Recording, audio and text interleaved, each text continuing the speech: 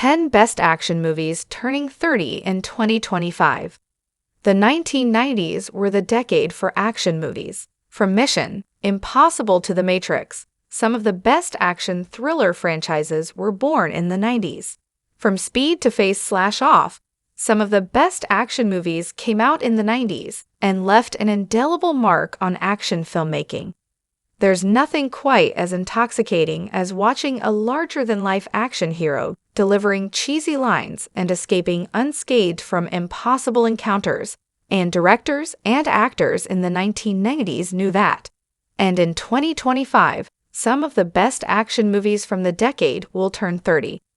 Some great action movies from the 1990s that barely anyone remembers were grounded or gritty and toned down the extravagance of the hero persona, thus leaning into the thriller component of the genre. The best part of the action movies from the 90s is perhaps the lack of a blueprint.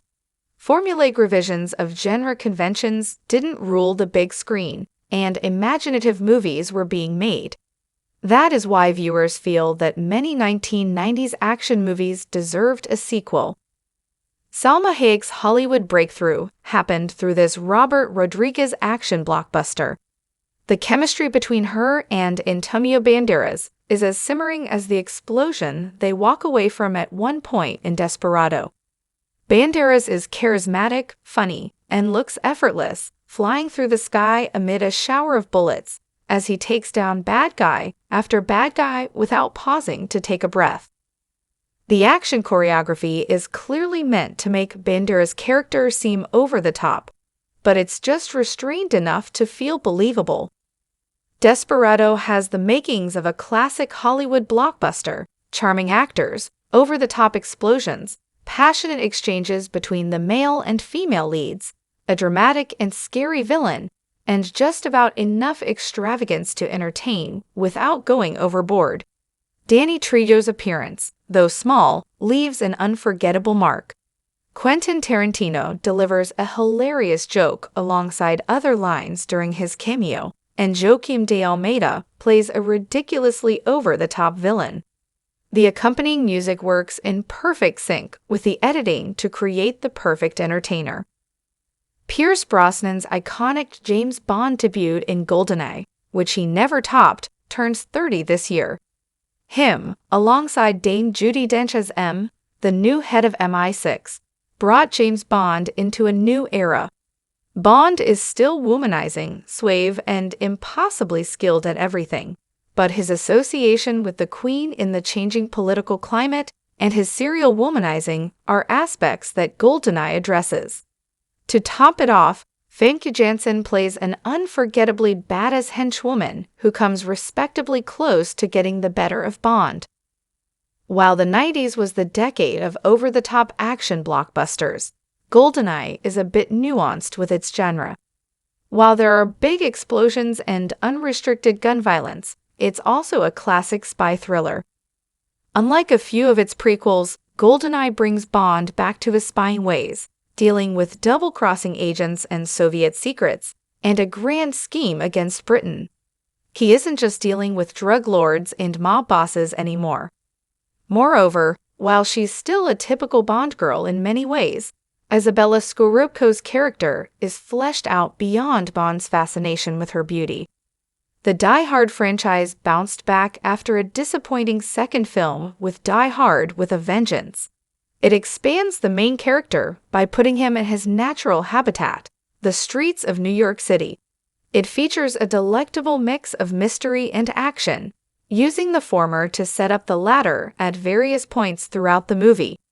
Bruce Willis' John McClane goes back to being a hero cop instead of an over-the-top action hero, but the racial politics in Die Hard with a Vengeance might be a little sketchy, especially by today's standards.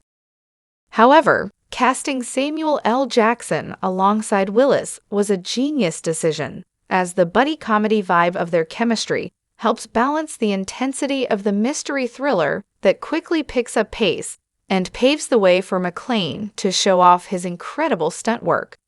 In the hands of John McTiernan, the franchise found what had made Die Hard such a masterpiece: a grounded narrative, cool but believable stunts, genuine character development, and an unlikely friendship. Unfortunately, the franchise never improved again from there on out. 30 years ago, Soo Hark deconstructed the wuxia genre with his take on Chang Che's The One-Armed Swordsman, 1967. Edited by the director himself, the action is frenzied, chaotic, and difficult to keep track of. No shot is held for longer than a couple of seconds, and every movement is met with a cut to a different angle, adding to the frenetic energy of the action sequences, which is a significant departure from the almost dance-like choreography of wuxia films, which uses slow editing to highlight the elegance of the warriors. Everyone's in pain, struggling to find hope as they reconcile with personal losses. There's something jaded about the blade. Everyone's in pain, struggling to find hope as they reconcile with personal losses. The editing choices for the action complement this world design, as there isn't enough grace to focus on, even though the slow buildup in the first half is accompanied by beautiful cinematography. The disillusioned characters, gritty action sequences, high contrast imagery, and the stunning set pieces are all elements of new and old waves of wuxia filmmaking that Hark blended for his movie.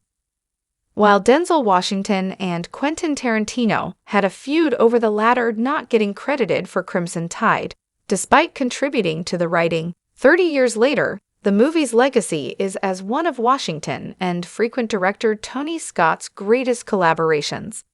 Set on a submarine, it follows Washington's character as he attempts a coup against his superior, played by Gene Hackman, to prevent the latter from worsening conditions with Russia during the Cold War.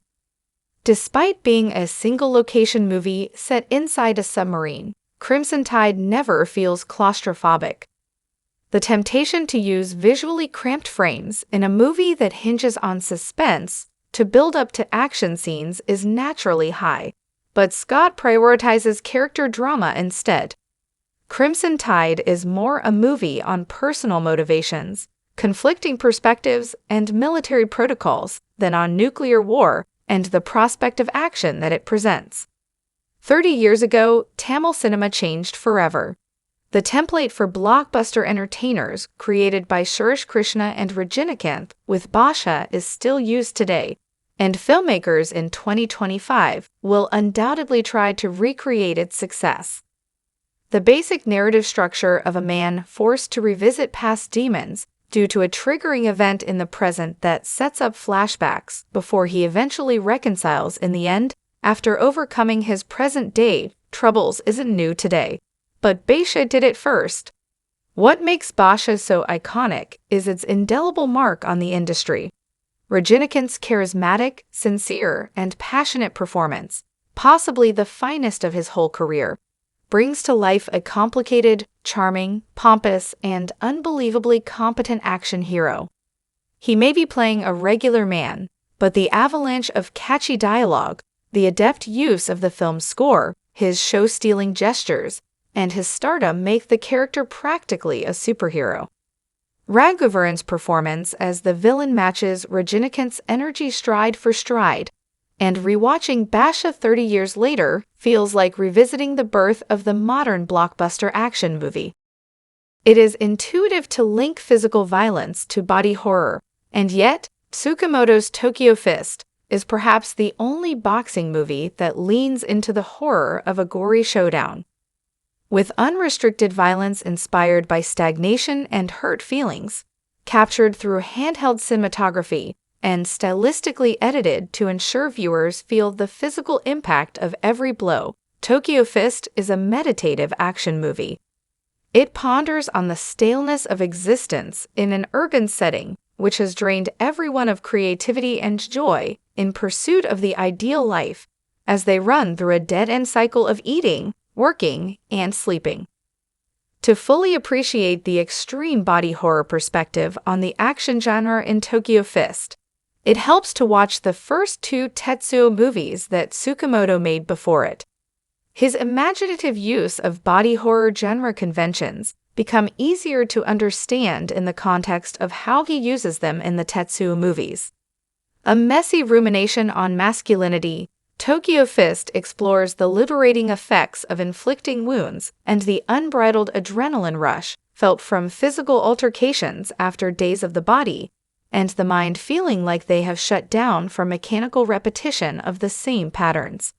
It sets up the premise of fighting to create a canvas on which the idiosyncratic brushstrokes of a dysfunctional love triangle can paint a claustrophobic image of delirious push and pull made of blood, sweat, and tears to express illicit desires and withheld truths.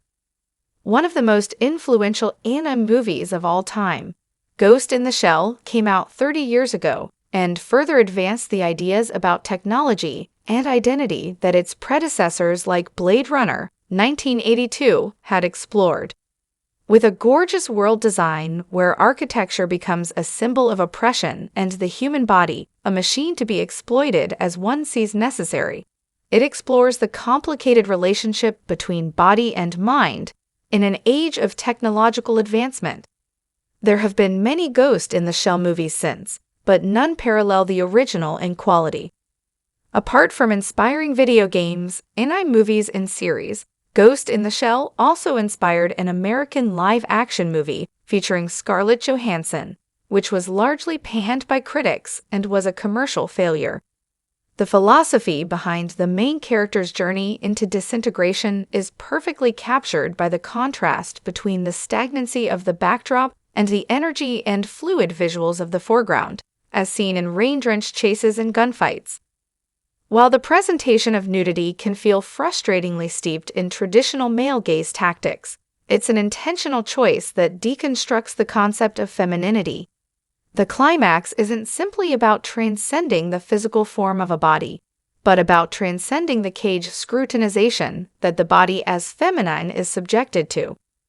Wong Kar-wai's action movie, which is spiritually a successor to his breakthrough movie Chungking Express, is a film of conflict.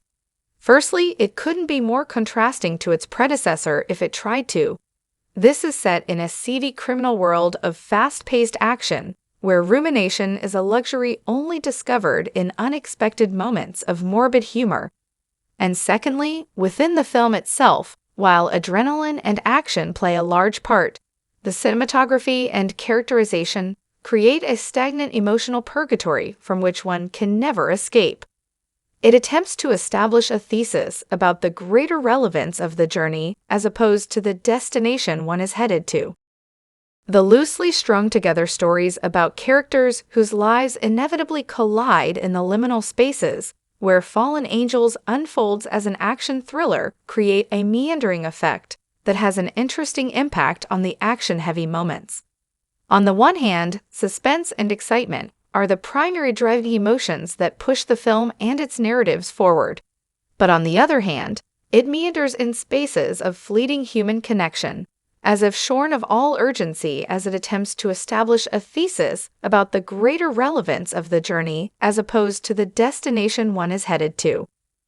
Michael Mann's melancholic action classic is the first movie Al Pacino and De Niro have worked in together since The Godfather 2, 1974, and as one would expect, their collaboration under Mann's watchful eyes created a masterpiece that's still revered 3 decades later.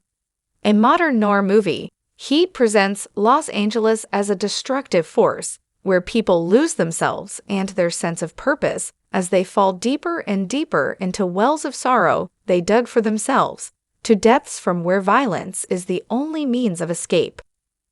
Mann's meditation on masculinity is accompanied by the typical traits of the genre: obsessed characters who doom themselves and their loved ones in pursuit of perfection, the adherence to dated codes of honor in a changing world that rejects such regressive principles, and visual grammar, which brings the characterization of the protagonists to life in the presentation of Heat's setting. The violence isn't goofy or over the top. It's designed with precision and accuracy to convey the dangerous and gritty nature of the characters' lives. Heat is the perfect neo-noir action movie,